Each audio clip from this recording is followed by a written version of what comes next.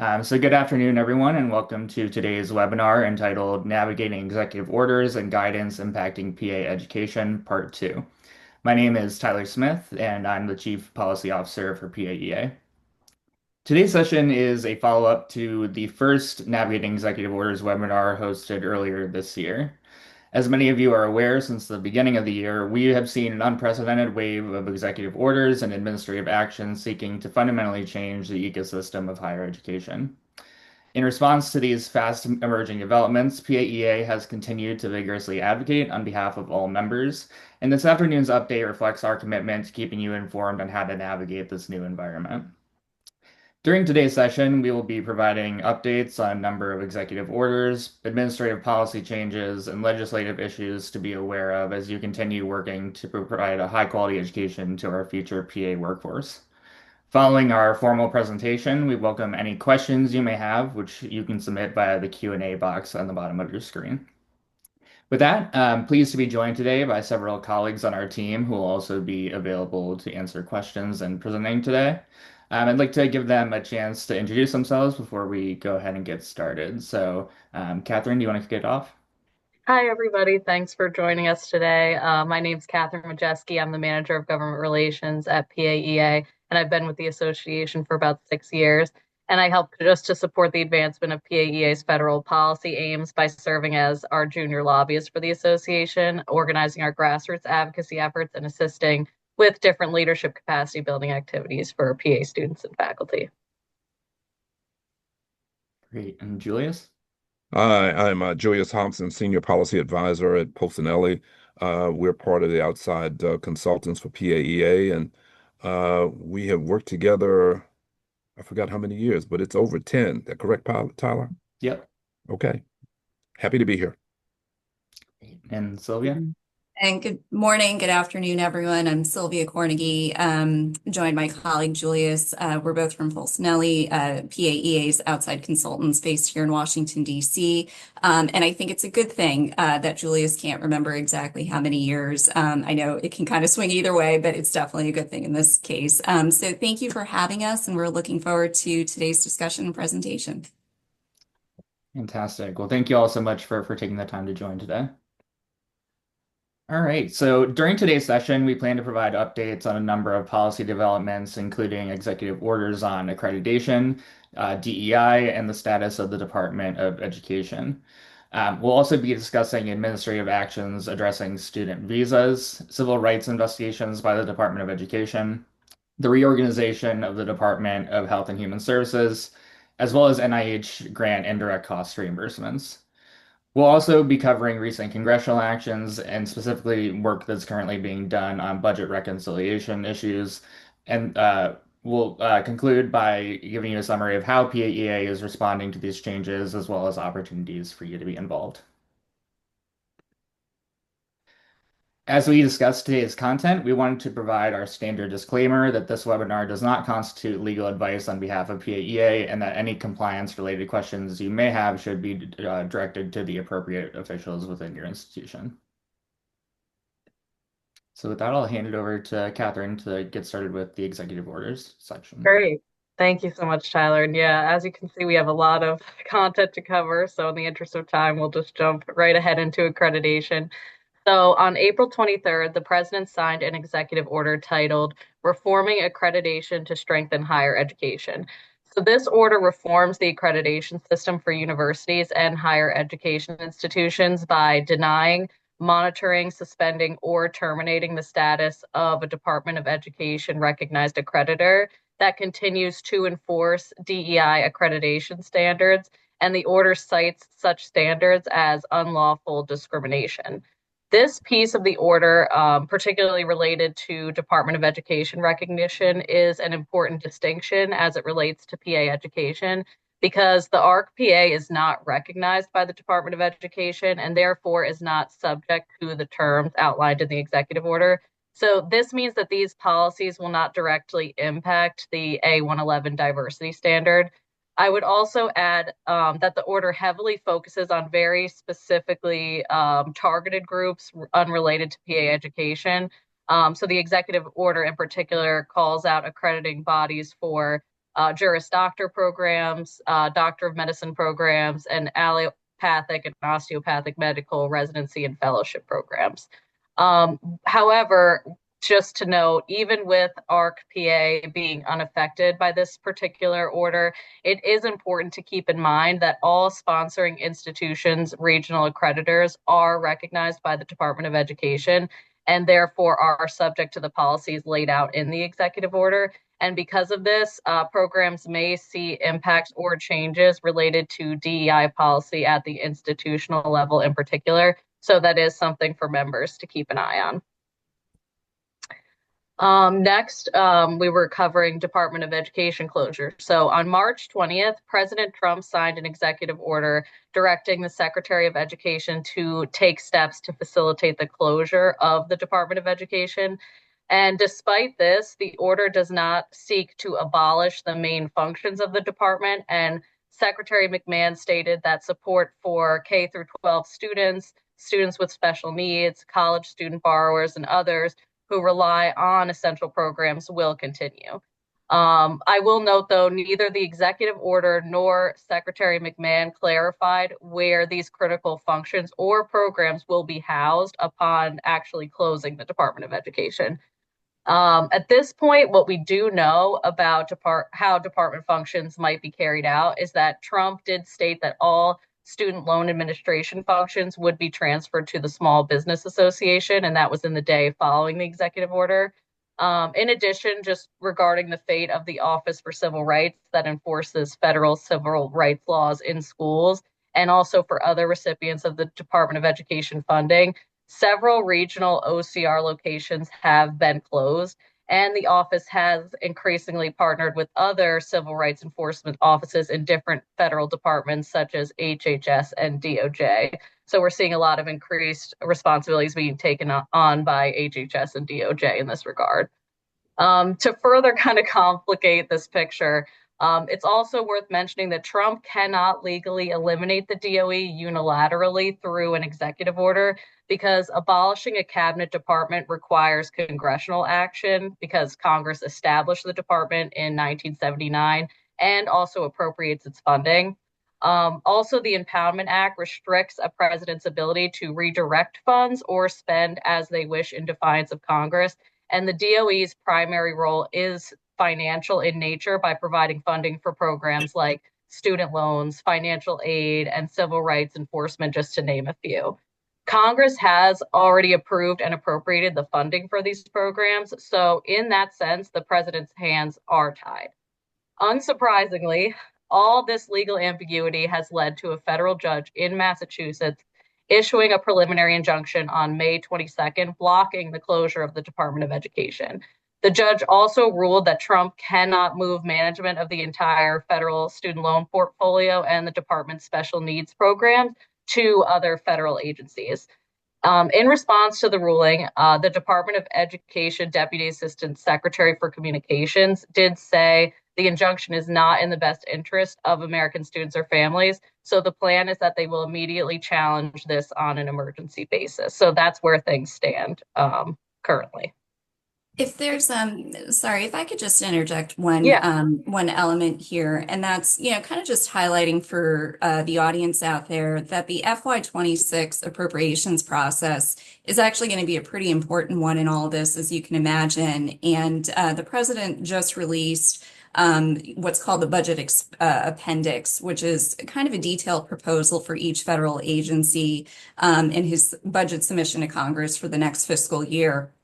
And I think there are a couple of important clues about how the administration intends to approach the department's closure. And kind of the biggest thing that stood out for me, and Catherine alluded to this a little bit. Number one, we're not looking at an automatic zeroing out of the department. I think the FY26 budget request is, maybe represents about a 15% cut from the previous fiscal year. So any type of wind down is definitely going to be a multi-year effort. And then just building on what Catherine said, again, this is ultimately going to require Congress to kind of put their thumbprint on the scale as well. But the clues we have so far, there is still additional funding appropriated for FY26. So I just wanted to throw that in for the group. If I could add one other thing, I know we'll get to reconciliation later, but there was a provision in the Senate reconciliation bill that would allow the president to reorganize without congressional oversight. The Senate parliamentarian just ruled over the weekend that that provision violates the Byrd Rule, and so it's been struck from the bill. Thanks, Julius. Thank you, Sylvia, for adding that context. And finally, just wanted to add in a EDI update, particularly considering how much focus there was on this during our last webinar. So during the first webinar, we discussed the January executive orders concerning DEI programs and where they stand. Just to refresh memories, or for those that didn't attend, the orders were to terminate equity-related grants or contracts with the federal government and also end DEI practices in the private sector. At the time of the last update, both executive orders were halted via a preliminary injunction, which was issued by the Federal District Court for the District of Maryland, and that was on February 21st. However, since that time, the nationwide injunction was lifted. That was on March 14th via the U.S. Court of Appeals, which allows both executive orders to be enforced, at least while legal challenges continue. It's important to note that these orders do leave PA programs vulnerable to DOJ scrutiny, given that DEI practices are subject to federal civil rights investigations. And also, the orders place our Title VII grant programs in jeopardy that invest in health workforce diversity, such as the Health Careers Opportunity Program that provides targeted K through 16 programming targeted to marginalized students to expose them to the possibility of pursuing a career in the health professions. And it also impacts scholarships for disadvantaged students, which provides financial support to ensure that underrepresented students are retained in their programs through graduation. So PAEA will continue to monitor this evolving situation as these challenges play out in the courts. All right, thank you, Catherine. So shifting from executive orders, we now like to highlight some additional areas of recent action taken by the administration, which are expected to impact PA programs, faculty, and students. So first, beginning with student visas. So as a component of a broader crackdown on international students that we've seen from the administration lately, the State Department announced on May 27th that it intended to suspend conducting student visa interviews pending the development of guidelines for social media account screening for foreign students. This announcement built on previously announced efforts to revoke the visas already issued to Chinese students with ties to the Chinese Communist Party, as well as those studying in undefined, quote, critical fields. Given that many programs across the country accept international students on F1 visas, we anticipate that this policy may result in adverse implications for incoming cohorts of students. With that being said, it is important to note, however, that the administration's actions in this space have already been the subject of legal challenges, with the U.S. District Court for the Northern District of California acting earlier in May to halt the deportation of current students with F1 visas. Last week, on June 18th, the State Department announced the resumption of visa interviews with increased social media account vetting. So PAEA will continue to monitor any implications that these new requirements may have for international program applicants. And just one quick thing, if I can add to that, Tyler. There were also a couple of reports, mostly at the end of last week, regarding this State Department cable that, first alluded to these additional vetting requirements. Some of the details that came out of there, I think the U.S. State Department recognizes that these additional requirements are going to also be quite a time burden on embassy staff and consulate staff. So there was some report out there that staff are being told to prioritize J1 visas for educational exchange, and also to look first at universities where international students constitute 15% or less of the student population. So by no means does that mean something like an F1 is going to be on hold, but just to give us a little bit of a look into how the State Department intends to prioritize these new requirements. Thanks, Sylvia. All right. So building upon the administration's early anti-DEI executive orders that Catherine talked about, in recent months, we have seen the Department of Education take aggressive steps as part of the broader administration effort to curb DEI in higher education. On March 14th, the Department of Education's Office of Civil Rights announced investigations into 45 universities for purported violations of Title VI civil rights protections. While the majority of these university investigations were focused on doctoral level education through institutions that partnered with an organization called the PhD Project, it is important to note that 7 of the investigations out of the total launched by the department have been based upon, quote, race-based scholarships, including at several universities that sponsor PA programs. This action, signaled in the Department of Education's February 14th Dear Colleague letter, indicates a likelihood of increasingly aggressive enforcement of anti-DEI policies by the department in the months to come. So this is another area that we plan to monitor and offer support to programs as appropriate.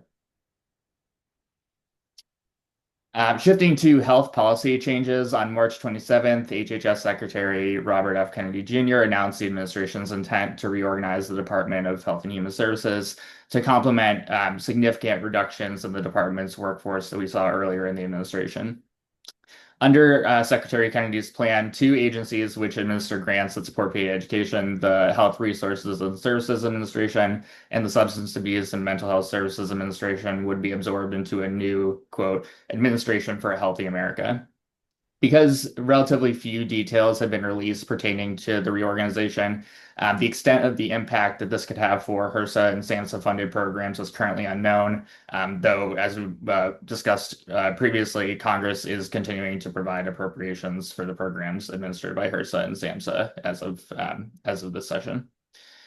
The administration's reorganization plan, like much of what we've discussed today, has already been contested legally with a preliminary injunction issued in the U.S. District Court for the Northern District of California in late May. This is currently halting implementation of the plan pending further litigation.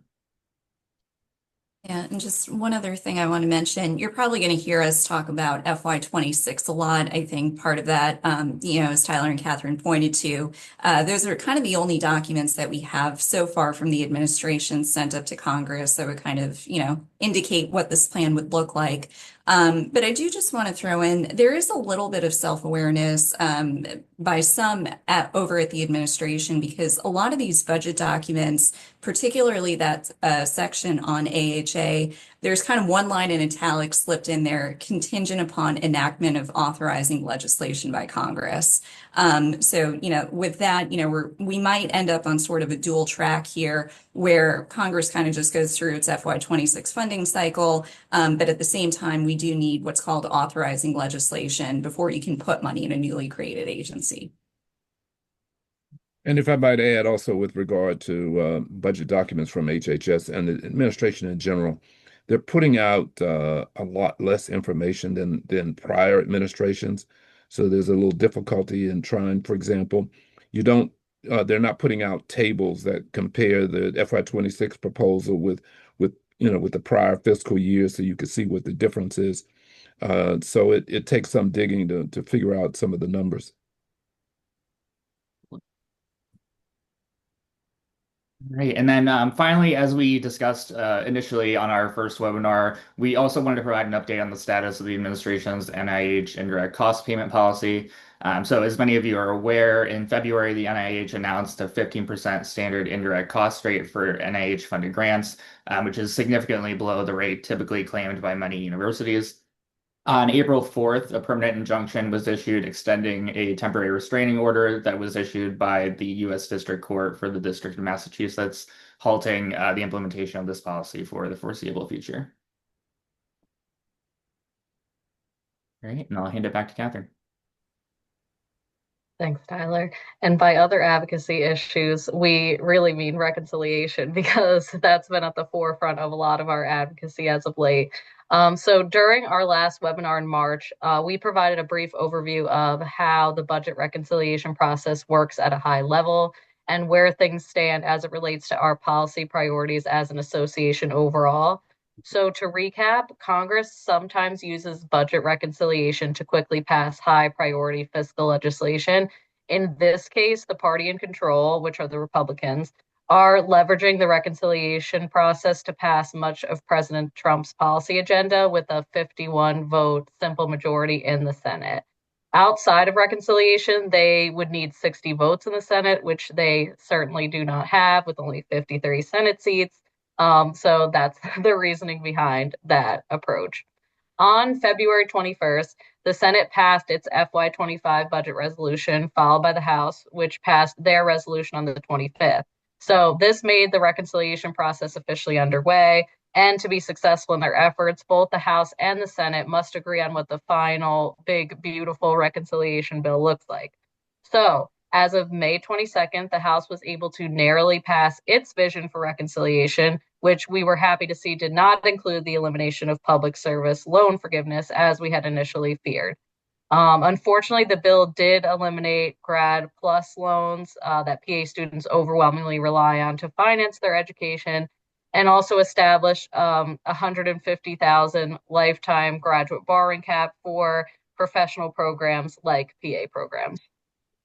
So this bill is now being considered on the Senate side, and details about its version of the budget reconciliation package as it relates to federal student loans were recently released by the Senate Help Committee on June 10th. Most of the House proposals have been kept in place, including the elimination of Grad Plus loans, but the Senate is proposing different thresholds for limiting the amount of loans students can take out. So, more specifically, under the Senate's proposal, graduate borrowers would have a lifetime borrowing limit of up to $200,000 for students in professional programs like PA programs. So, a bit of an increase there. Until the reconciliation bill is officially across the finish line and on the president's desk for signature, PAEA will continue to advocate for the preservation of Grad Plus. We do support the Senate's higher aggregate loan limits, at least compared to what the House is offering. But our official position is that Grad Plus loan access must continue to ensure that our students are not forced into higher interest loan options that exist in the private market. To tackle the cost of higher education, we are asking that Congress instead examine strategies to address some of our tuition cost drivers that we're seeing. So in our case, that would be faculty shortages and clinical site shortages. And additionally, we've made the case that PA graduates would also be less likely to work in high needs areas in order to repay their debt faster, which does have dire downstream implications in the wake of nationwide health workforce shortages. Also, as part of our continued advocacy, PAEA has coordinated with media outlets like Axios just to get the message out about how the elimination of Grad Plus through the reconciliation process would impact PA students. So it's important that we educate the general public as well as members of Congress on this. For what it's worth, the goal is for the Senate to pass their bill by early July, but in Congress, timelines are always subject to change. So in the meantime, if you haven't already, we do strongly encourage that you participate in PAEA's online grassroots advocacy campaign to protect Grad Plus. We're currently running that on our Grassroots Advocacy Network page, and we can also share that link out for those that are interested in our webinar follow-up email.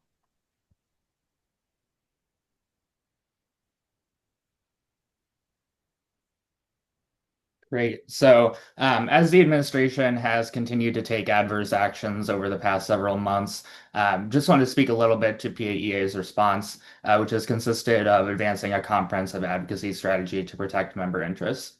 Specifically, we continue to collaborate with other health professional education associations through organizations like FASHIP, as well as HIPNIC, to publicly oppose actions that threaten our members and educate congressional champions about the adverse implications of the policies that are currently under consideration for the future health workforce. Further, we're strengthening direct lobbying and grassroots mobilization efforts to connect with members of Congress and administration officials on the needs of members. And we are continuing to keep all members informed through regular communications in the networker and via our Grassroots Action Network. So to help us in these efforts and to push back on some of the concerning policies that we're seeing, it really is critical for you to be involved. So as Catherine mentioned, we encourage you to continue contacting your members of Congress via PAEA's ongoing Grassroots Action Network campaigns, and to continue to participate in direct lobbying meetings with your representatives, either independently or in coordination with PAEA staff. As the administration's policies continue to unfold, it's really critical that we be aware of the on-the-ground impacts that programs, faculty, and students are continuing to see. So we invite you to share what you're seeing on the ground with us so that we're better able to advocate on your behalf with Congress and with the administration. And then finally, we encourage you to stay informed by continuing to monitor the policy updates that we release on a regular basis via PAEA's communications platforms. So before we shift to Q&A, we wanted to conclude with a few key takeaways. So while the policy actions of the past several months have been significant, legal challenges continue to mount with some of the most harmful proposals currently blocked as a result of legal intervention.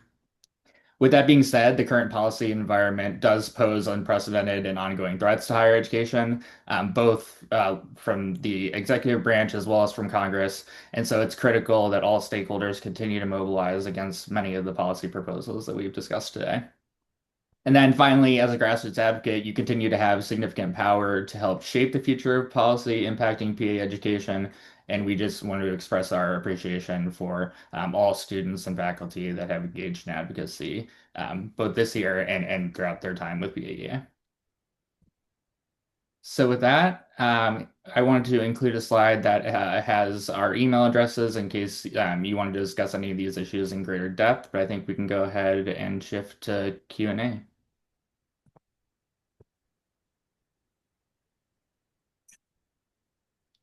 Catherine, I think you're on mute. Apologies. So yeah, just feel free to submit any questions that you might have on any of the content that we covered in the Q&A box. For now, I'll start with what we have. So we did get one question. Would we have access to the previous meetings recording? Yes, so it's currently available in our digital learning hub. So if you go ahead and search on the advocacy channel in the digital learning hub, you'll be able to see the first recording. If I might, Tyler, just to back to what you talked about, grassroots advocacy, I just want to emphasize that, as I always say to my students, if you don't ask, you don't get. It's important that all of you participate in reaching out to your elected representatives. They need to hear from you and hear from you constantly so that they understand the importance of these issues. So when you hear from Tyler and Catherine asking you to reach out, please do so. And Julius, I'm glad you mentioned that. One of the things that we've been advising quite a bit lately is that volume is really the name of the game. When you're dealing with a piece of legislation, the reconciliation bill that's this large, touches this many stakeholders and sectors and industries, particularly under, sort of a condensed time frame, that's kind of a recipe for disaster if you don't, sort of step up and get involved. So Julius, thanks for mentioning that. And just for the audience, obviously, you're all kind of at this intersection of healthcare and education, as I'm sure you know better than we do, as I'm sure you hear quite a bit. But what that also means is, you're kind of unique in that you're able to tailor your message depending upon who you're talking to.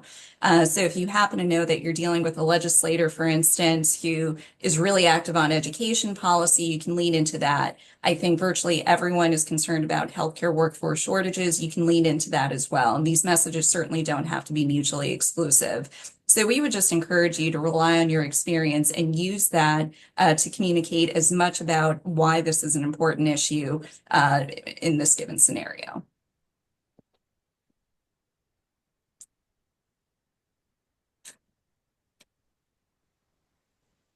I think we don't have any other questions at the moment. So I think we can just give it another minute or so. Just as a reminder, if you have questions, feel free to go ahead and enter them in the Q&A box. Well, I was going to say, while you're waiting for questions, let me just say that in the reconciliation budget process, the reason why that is selected because under the Congressional Budget and Empowerment Control Act of 1974, there's no filibuster.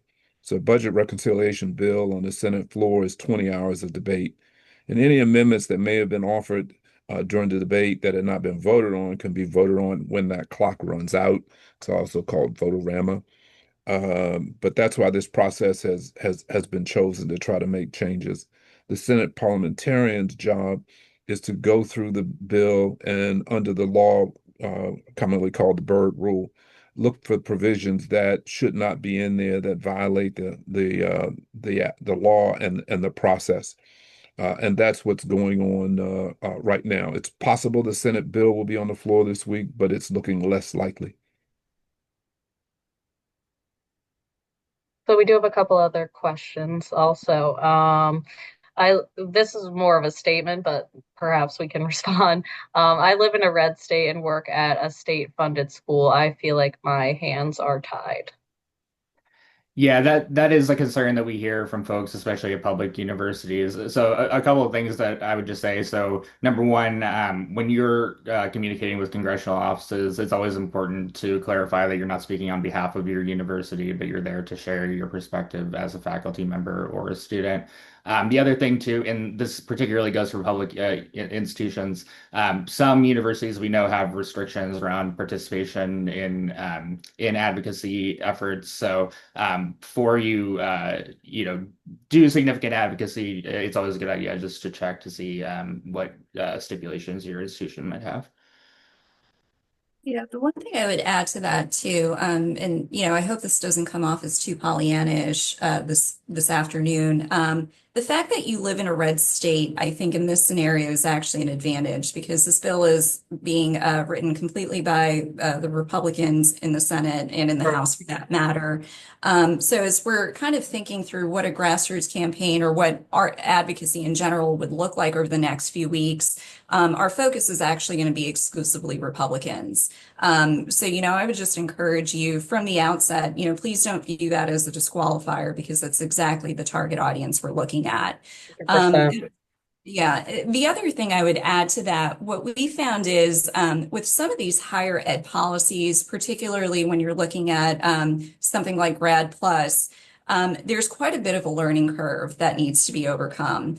And I think explaining how PA programs, how health professions in general are a little different from, we always pick on the film majors. Apologies if anyone has a film degree. But how some of these health professions programs are different from your average liberal arts graduation or grad programs rather. We find that when we start to kind of peel back the layers of the onion and really explain the issue, folks start to come around to the fact, wait a minute, this is a little bit more nuanced perhaps than I gave it credit for. Maybe I should take a closer look and not just say, oh, it's higher ed policy. We'll just, put it on the sheet of paper. So again, that takes, really sitting down and I think educating the staffer.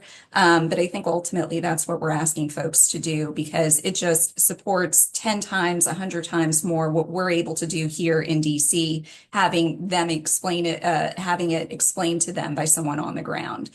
So again, just encouraging you to kind of take a slightly different flip that vantage point on something like that. Yeah, thank you so much for pointing that out, Sylvia, because I would say now more than ever, we definitely need constituents to be reaching out that have Republican representation in Congress. So if anything, like that's our strongest asset at the moment, particularly as we're doing this final push with Senate reconciliation. But yeah, thank you so much for pointing that out. Okay, so we have another question. Would PAEA create the types of letters we could send to our representatives? That is always helpful. Thank you. I'll at least say when you participate in our campaigns on the Grassroots Action Network, there are email campaigns. And so when you go into the campaign, there's already pre-written language for you. All you have to do is enter your contact information and it automatically generates the letter for you. And then you can submit it right through the platform, right through the website. So all it really takes for you to create that sample letter is just entering in your information. It'll send it right out for you. In terms of anything outside of the Grassroots Action Network, I'll defer to Tyler on that piece of it. Yeah, so a couple things that I would just chime in on. So, like Catherine said, the Grassroots Action Network is very streamlined, very easy to use. So, I think if you're looking to do quick advocacy. Sending a pre-filled message is always a good strategy to get like a lot of volume of messages to the Hill. But what we see as being particularly impactful is when folks take the time to personalize and customize it. So for our Grad Plus campaign, for example, talking about how continued access to federal student borrowing options is really critical to continue to matriculate cohorts of students into your programs and address workforce gaps that we're seeing across the country. So I would say the campaigns are really kind of like the one-stop shop and a good place to go to. If you are interested in having more direct contact with your congressional offices by like setting up a meeting with one of their staffers, please feel free to contact us, and we're happy to help facilitate that as well. The other question, do we have talking points or one pagers or materials like that we can share, at least for those who want to do more involved communications with their congressional offices? Yeah, absolutely. So a couple of things, like we were just talking about on the Grassroots Action Network, for the issues that we're running campaigns on, the letters are a good place to find pre-prepared talking points. If there are specific other resources that you're interested in, again, we're happy to create things on a case-by-case basis as well. So if you're not seeing what you're looking for on the Grassroots Action Network, feel free to contact us and we can help in the drafting process.